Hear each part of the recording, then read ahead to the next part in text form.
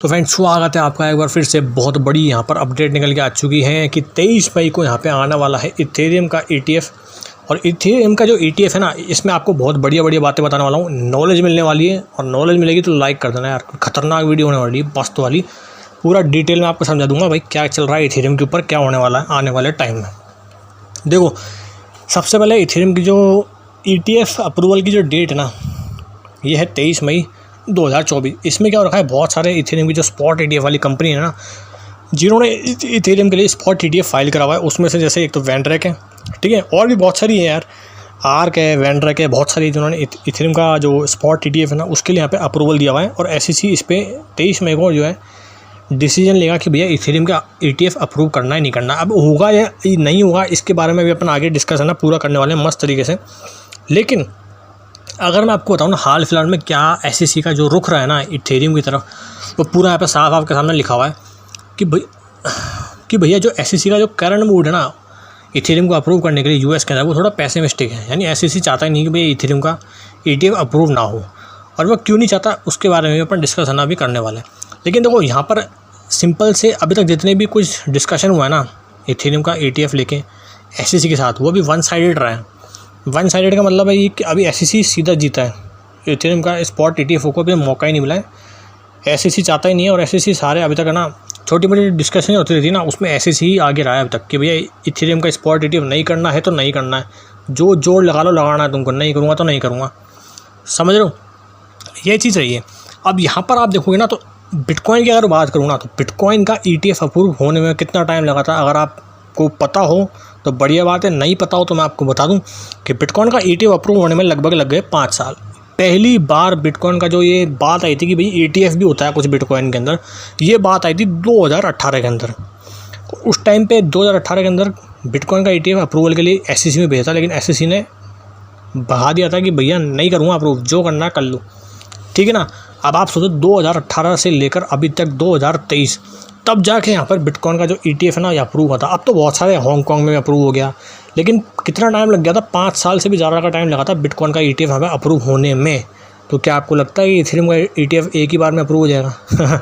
बिल्कुल भी नहीं, ठीक है ना। और इसलिए क्योंकि इथेरियम का जो ETF आ रहा है ये पहली बार आ रहा है, समझ रहा हूँ। बिटकॉइन का ETF आने में 5 साल लगे, जिसके अंदर कम से कम 20 बार यहाँ पे बिटकॉइन की एप्लीकेशन है ना भेजी गई थी SEC के पास। 20 बार, यानी 5 सालों के अंदर 20 बार यहाँ पर जो है SEC को भेजा गया था कि भाई अप्रूव कर दे, भाई अप्रूव कर दे, भाई अप्रूव कर दे।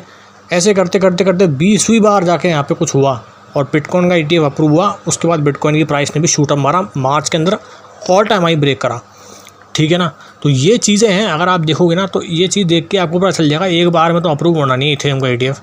और यहाँ पर फंसेंगे भी लोग, क्योंकि इथेरियम का इवेंट आने वाला है ना, बहुत बड़ा इवेंट है।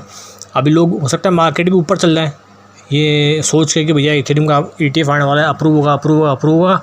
बाद में पता चला ETF तो कोई अप्रूव होगा नहीं, मार्केट फिर डंप हो जाए, खतरनाक वाला क्रैश। तो भैया मई 23 तक तो कम से कम अपना पोर्टफोलियो बचा के रखना, USDT में रखना। क्या पता आपको अच्छी खासी खतरनाक अपॉर्चुनिटी मिल जाए, इथेरियम 2500 से 2600 की रेंज में मिल जाए, क्या पता गोल्डन अपॉर्चुनिटी मिल सकती है आपको यहाँ पे। खतरनाक होने वाला है कुल मिला के, बढ़िया। अब देखो, मैं आपको बात करूँ ना यहाँ पर कि भैया जो वैनेक के जो है ना, जो इथेरियम का स्पॉट ETF अप्रूव कर रहे हैं, ये खुद ही बोले हैं इन्होंने कि भैया हम पहले हैं भैया जो इथेरियम का ETF ना अप्रूव करवाने वाले हैं US के अंदर। इससे आपको पता चल चुका होगा, जो लोग बोल रहे थे कि हम पता कैसे करें कि इथेरियम का पहला ETF है या दूसरा है, तो ये पहला ETF ही है इथेरियम का। यानी पहली बार ही कोई चांस लिया जा रहा है कि SEC के सामने डायरेक्ट प्रस्ताव रखा जाएगा कि भैया अप्रूव करो, सिंपल सी बात है। और नहीं करना तो बताओ क्यों नहीं करना, हाँ या ना कुछ तो बोलो, ठीक है ना। ये पहली बार होने वाला है इसके अंदर। बट अगर मैं बात करूँ ना यहाँ पर इथेरियम की, सबसे बड़ा मेजर इशू है इथेरियम का यहाँ पर अप्रूव होने में ETF, वो है यहाँ पर इथेरियम की। भैया इथेरियम का अभी पता नहीं है कि इथेरियम क्या है, समझ रहे हो। इथेरियम कमोडिटी है या इथेरियम एक सिक्योरिटी है। अब ये सिक्योरिटी क्या होती है, कमोडिटी क्या होती है, इसके बारे में डिस्कस करूँगा, और क्यों ये इंपॉर्टेंट है क्रिप्टो के अंदर, उसके बारे में भी डिस्कस करेंगे। देखो, यहाँ पे मैंने एक चार्ट है ना, चार्ट बोलो या डेटा बोलो, ये निकाल रखा है, बहुत ही बढ़िया डेटा है। पहले मैं आपको बिटकॉइन का बताता हूँ। तो ये है ना, कोई भी मतलब US के अंदर ये है कि अगर आपको पता करना है ना कि कोई क्रिप्टो सिक्योरिटी है या कमोडिटी है, तो उसके लिए ना एक टेस्ट होता है जिसको बोलते हैं हावे टेस्ट, ठीक है। और हावे टेस्ट में ना ये 4 पॉइंट होते हैं, 1 2 3 और ये 4।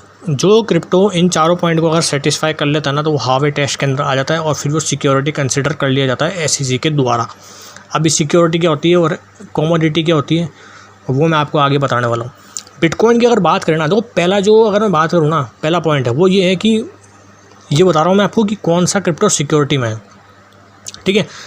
तो अपन बिटकॉइन की भी बात करेंगे भी कि भैया बिटकॉइन का स्पॉट ETF अप्रूव हो गया, क्योंकि बिटकॉइन को SEC ने सिक्योरिटी नहीं माना है, कमोडिटी माना है, एक एसेट माना है। यानी बिटकॉइन ने ये जो टेस्ट ना इसको नकार दिया और इसलिए बिटकॉइन यहाँ पे जो है सक्सेसफुल इसका स्पॉट ETF अप्रूव हो गया, क्योंकि बिटकॉइन यहाँ पर एक सिक्योरिटी नहीं पाया गया इन चारों पॉइंट के द्वारा, ठीक है। अब देखो पॉइंट क्या है पहला वाला, मैं आपको बता दूँ जिसको समझ में नहीं आएगा। पहला पॉइंट है कि भैया सिक्योरिटी वो है जिसमें आपको इन्वेस्टमेंट करना पड़े, समझ रहे हो। सिक्योरिटी वो है जिसमें आपको इन्वेस्टमेंट करना पड़े, तो भैया बिटकॉइन और इथेरियम दोनों में इन्वेस्ट करना पड़ता है यार अपन को। तो यानी पहले पॉइंट को तो बिटकॉइन भी फॉलो कर लिया और इथेरियम भी फॉलो कर लिया, समझ रहे हो। दूसरे पॉइंट की बात करें कि भैया ये इन अ कॉमन एंटरप्राइज का मतलब यहाँ पर हुआ कि भैया बिटकॉइन या कोई भी क्रिप्टो कॉइन है उसमें कॉमन एक एंटिटी ने पैसा लगाया हुआ हो, यानी जो क्रिएटर है बिटकॉइन का वो कोई कंपनी है तो वो और लोग सब ने पैसा लगाया हुआ हो, तो वो तो भैया इथेरियम और बिटकॉइन वो भी फॉलो कर लिया, सेकंड पॉइंट भी फॉलो कर लिया। अब आता पॉइंट है भैया कि एक्सपेक्टेशन ऑफ प्रॉफिट, कि भैया आपने पैसा लगाया है किसी के अंदर और आप उससे एक्सपेक्ट कर रहे हो कि भैया ये प्रॉफिट देगा मुझे, वो सिक्योरिटी है। तो ये तो भैया बिटकॉइन भी है, ये तो इथेरियम भी है, सब पैसा लगाते हैं भैया इनके अंदर यही एक्सपेक्टेशन लेके कि भैया आगे हमको प्रॉफिट होगा। तो तीनों पॉइंट ही फॉलो कर दिए, बिटकॉइन ने भी और इथेरियम ने भी। लेकिन फिर आया ट्विस्ट, और ये चौथा पॉइंट ही ऐसा पॉइंट था जिसके कारण बिटकॉइन यहाँ पर जो है छक्का मार दिया बिटकॉइन ने यहाँ पे, और बिटकॉइन यहाँ पर कमोडिटी की तरह ट्रेड होता है, ना कि सिक्योरिटी की तरह। चौथा पॉइंट क्या कहता है कि भैया ये जो है ना जिसमें भी आपने इन्वेस्ट करा है किसी भी चीज़ के अंदर, वो यहाँ पर डिराइव, यानी उसका जो प्राइस है ना वो डिराइव हो रहा from the efforts of others, समझ लो। इसका मतलब ये, इस पॉइंट को अगर आप समझोगे तो इस पॉइंट का मतलब ये है कि जिसमें भी आपने पैसा लगाया ना जिस भी कॉइन में, तो आप थोड़ी काम कर रहे हो उस कॉइन के अंदर। जैसा आपने मान लो इथेरियम में पैसा लगाया, तो आप थोड़ी काम कर रहे हो, आप थोड़ी इथेरियम के डेवलपर हो, आप थोड़ी इथेरियम की टीम में हो, वो तो इथेरियम की टीम काम कर रही है ना, समझ रहे हो।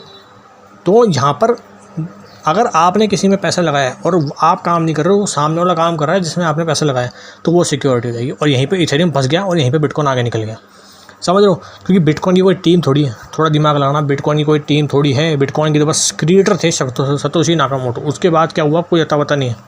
तो बिटकॉइन की यहाँ पे कोई टीम नहीं है, कुछ भी नहीं है बिटकॉइन का। कोई ऐसा थोड़ी कि बिटकॉइन का अभी यहाँ पे कोई आपसे पूछ ले कि भैया मुझे ये पता करना है कि बिटकॉइन है ना, इसका ऑफिस कहाँ पे है, मुझे उसका ऑफिस में जाना, जॉब चाहिए मुझे बिटकॉइन के ऑफिस में, तो कोई आपको बोलेगा, ऐसे बोलेगा पागल इंसान है के, समझ रहे हो ना। क्यों बोलेगा? क्योंकि बिटकॉइन का कोई ऑफिस नहीं है। बिटकॉइन यहाँ पे ऐसा नहीं कि वहाँ पे बिटकॉइन का कोई ऑफिस लग रहे हैं, बढ़िया बढ़िया ऐसे चल रही है, ठीक है, काउंटर पे रिसेप्शनिस्ट बैठे हैं, ठीक है, ऐसा थोड़ी है बिटकॉइन का, कुछ भी नहीं है ऐसा बिटकॉइन की, समझ रहे हो ना। और जब बिटकॉइन का ऐसा नहीं है, यानी कुल मिला के जो बिटकॉइन की प्राइस है ना, वो बिटकॉइन की टीम वाले जब बिटकॉइन की टीम वाले ही नहीं है, तो बिटकॉइन की प्राइस कोई टीम वाले थोड़ी देख रहे हैं। बिटकॉइन की प्राइस तो इसलिए बढ़ रही है क्योंकि सप्लाई ही लिमिटेड है यार, जैसे गोल्ड की सप्लाई है, और इसलिए बिटकॉइन को डिजिटल गोल्ड कहा जाता है, क्योंकि सप्लाई लिमिटेड है यार, इसलिए बढ़ रही, ठीक है ना। तो बिटकॉइन की प्राइस को कोई एक बंदा ड्राइव नहीं कर रहा है। जबकि इथेरियम की बात की जाए, इथेरियम क्यों फंसा है यहाँ पे? क्योंकि इथेरियम की तो कंपनी भी है भैया, हाँ जी, इथेरियम की तो कंपनी भी है, वाइटलिक बुटेरिन सब जानते हैं अपन, ठीक है, कौन है वो? इथेरियम के को फाउंडर ही तो है। तो भैया और भी है 2-3 और को फाउंडर, तो भैया वो काम कर रहे हैं ना इथेरियम के ऊपर, तभी तो उसकी प्राइस बढ़ रही है। इथेरियम के ऊपर स्मार्ट कॉन्ट्रैक्ट्स यहाँ पे डेवलप हो रहे हैं, ठीक है, यहाँ पे बहुत सारे डैप्स आ रहे हैं इथेरियम के ऊपर, इथेरियम की टेक्नोलॉजी को यूज़ किया जा रहा है, उसकी चेन को यूज़ किया जा रहा है, इसके कारण इथेरियम की प्राइस बढ़ रही है। और कोई ना कोई टीम तो है ना इथेरियम के पीछे, इथेरियम की फाउंडेशन टीम तो है ना, ट्विटर पे सर्च करोगे जाके इथेरियम की फाउंडेशन मिल जाएगी आपको, है ना वो। तो वो एक सेंट्रलाइज्ड हुई और इसलिए इथेरियम सेंट्रलाइज्ड हो जाता है यहाँ पे, और इसलिए बिटकॉइन यहाँ पे डिसेंट्रलाइज हो जाता है, और इसलिए इथेरियम को यहाँ पे SEC कंसिडर करता है एज अ सिक्योरिटी। अभी सिक्योरिटी होती क्या है और कमोडिटी क्या होती है, इसके बारे में डिस्कस कर लेते हैं, ताकि आपको पूरा गेम समझ में आ जाएगा कि भैया सिक्योरिटी होने से क्या प्रॉब्लम है। अगर इथेरियम सिक्योरिटी भी है तो उसका इथेरियम का जो ETF है वो अप्रूव क्यों नहीं हो सकता, वो बताते हैं आपको अभी आगे। देखो भैया, अगर कोई भी क्रिप्टो यहाँ पर सिक्योरिटी है ना, तो उससे होता क्या है, प्रॉब्लम सबसे बड़ी और मेजर प्रॉब्लम जो होती है वो ये होती है कि उस क्रिप्टो करेंसी का जो हेड होता है, या जो उसके इशूअर होते हैं, जो उस क्रिप्टो करेंसी को इशू करते हैं लोगों को, जहाँ से माइनिंग हो रही है, ठीक है, उन लोगों को क्या करना पड़ता है, जो लोकल अथॉरिटीज़ है ना, उनके साथ यहाँ पे क्या करना पड़ता है, लाइसेंस लेना पड़ता है यहाँ पर अपने कॉइन को लोगों को प्रोवाइड करने के लिए। और ये कोई भी चाहता नहीं है, क्योंकि लाइसेंस लेने के लिए बहुत सारे प्रॉब्लम होती है, बहुत डिफ़िकल्टीज होती है लाइसेंस लेने में, बहुत सारे लफड़े हो जाते हैं। और अगर इथेरियम अगर ऐसे लाइसेंस लेने लग गया तो इथेरियम की प्राइस पे इतना नेगेटिव इंपैक्ट पड़ेगा, क्योंकि लाइसेंस लेने में पता नहीं कितना टाइम लग जाएगा। ऐसी चक्कर कटा देगी, जैसे सरकारी कार्यालय नहीं होते अपने इंडिया में, सरकारी कार्यालय होते हैं ना, लोग चक्कर ही काटते रह जाते हैं, वैसे हो जाएगा, इथेरियम चक्कर ही काटता रह जाएगा। और इसीलिए यहाँ पे वाइटलेक वुडरन आप जानते हो पूरा जोर लगा रहे हैं कि इथेरियम को अपन एज अ कमोडिटी दर्शाएं, ना कि एज अ सिक्योरिटी। सिक्योरिटी में आ गए ना तो ये लफड़ा हो जाएगा। जैसे XRP है, उसका हाल देखो क्या हो रखा है। SEC ने उसको केस करा था, और वो केस यही करा था कि XRP को SEC ने डिक्लेयर कर दिया था कि ये तो सिक्योरिटी है, और तब से XRP जो बहुत बढ़िया कॉइन हुआ करता था, अभी भी देखो टॉप 10 के अंदर है, बट प्राइस में उसका इतना इम्पैक्ट देखने को नहीं मिला, क्योंकि SEC ने मार रखी है उसकी सिक्योरिटी बोल के।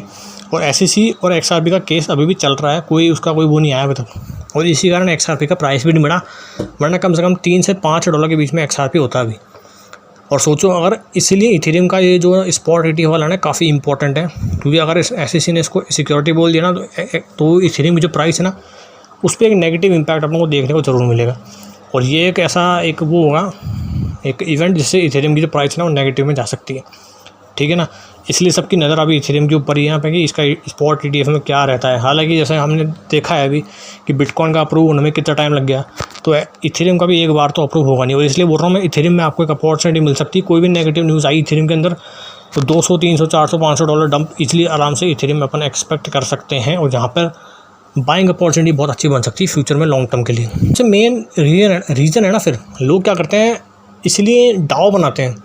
डाओ बनाने का प्रॉफिट क्या है, जितने भी मोस्टली आप देखोगे ना यहाँ पे डिसेंट्रलाइज प्रोजेक्ट, वो है ना क्या करते हैं, डिसेंट्रलाइजेशन की ओर जाते हैं। वो क्यों जाते हैं डिसेंट्रलाइजेशन के ऊपर, ताकि जो रेगुलेटर्स है ना वो उनके ऊपर शिकंजा नहीं कर सके। क्योंकि डिसेंट्रलाइजेशन के अंदर क्या होता है, एक सिंगल एंटिटी उस टोकन की प्राइस को डिराइव नहीं करती है। ऐसा नहीं है कि भाई 2 बंदे बैठ के काम कर रहे हैं तब जाके टोकन की प्राइस ऊपर उठ रही है, नहीं, सब बंदे काम कर रहे हैं। जो उसकी टीम है टोकन की वो भी काम कर रही है, और जो लोग हैं ना वो भी काम कर रहे हैं। और ये कैसे होता है वो मैं आपको बताता हूँ। जैसे आप देखोगे बहुत सारे DeFi प्रोजेक्ट होते हैं, उनमें डाओ रन करते हैं, ठीक है। डाओ रन करने का मतलब ये होता है, डिसेंट्रलाइज्ड ऑटोनोमस ऑर्गेनाइजेशन, इनका मतलब ये होता है कि जो कॉइन है ना उसकी टीम है वो काम कर रही है। तो यहाँ तक तो इथेरियम वाला ही कंसेप्ट है यहाँ तक तो। लेकिन डाओ में क्या होता है, जो पब्लिक होती है उनके पास भी टोकन रहते हैं, ठीक है ना। तो यहाँ पे भी इथेरियम वाले काम है अभी तक तो। लेकिन आगे अगर अपन बढ़े ना तो इसमें होता क्या है, यहाँ पर इसमें वर्क करते हैं अपन प्रूफ ऑफ स्टेक की तरह।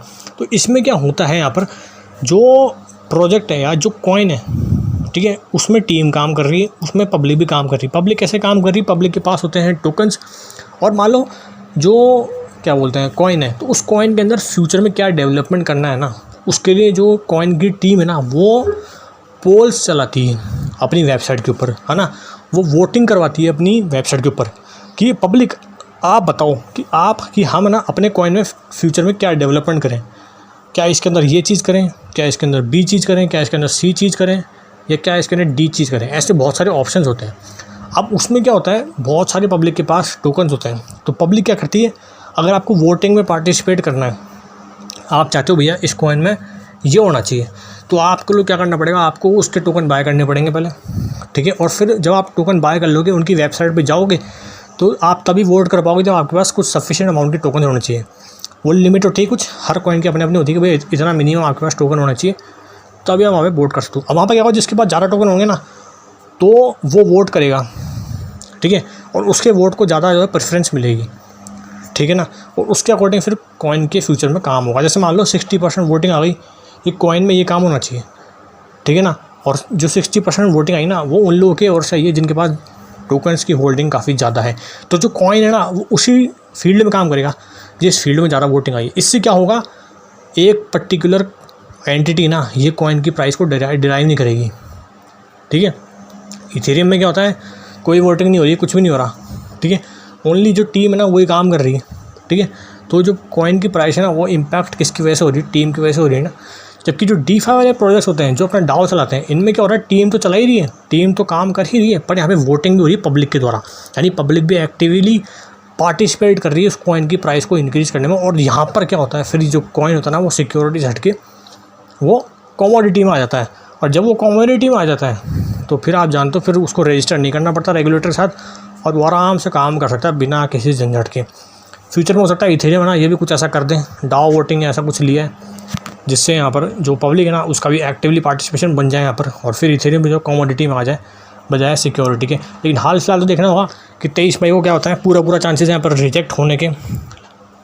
ओनली 1% चांस है भैया कि अप्रूव होगा, बाकी रिजेक्ट होने के ज़्यादा चांस है। और रिजेक्ट हो गया ना तो अच्छा खासा अपन को यहाँ पे डंप देखने को मिल सकता है, ठीक है ना। और एक चीज़ और सबसे बड़ा लफड़ा होता है कि कोई ऐसा कॉइन हो गया ना जो सिक्योरिटी है, SEC ने मान लो बोल दिया कि ये कॉइन तो सिक्योरिटी है और वो कॉइन रजिस्टर्ड नहीं है एक्सचेंज के ऊपर, तो क्या होता है जिस एक्सचेंज पे वो ट्रेड हो रहा है ना उस एक्सचेंज की भी बैंड बज जाती है, साफ लिखा हुआ भैया यहाँ पे। इसीलिए आपने देखा होगा XRP बहुत सारी एक्सचेंज से डीलिस्ट हो गया था, याद आ रहा है कुछ, अगर आप पुराने खिलाड़ी हो तो। कॉइनबेस, फाइनेंस और बड़े बड़े एक्सचेंज ने XRP को डिलिस्ट कर दिया था, याद आ गया होगा आपको। वो क्यों करा था डिलिस्ट, वो इसलिए करा था क्योंकि XRP को SEC ने बोल दिया था कि ये सिक्योरिटी है।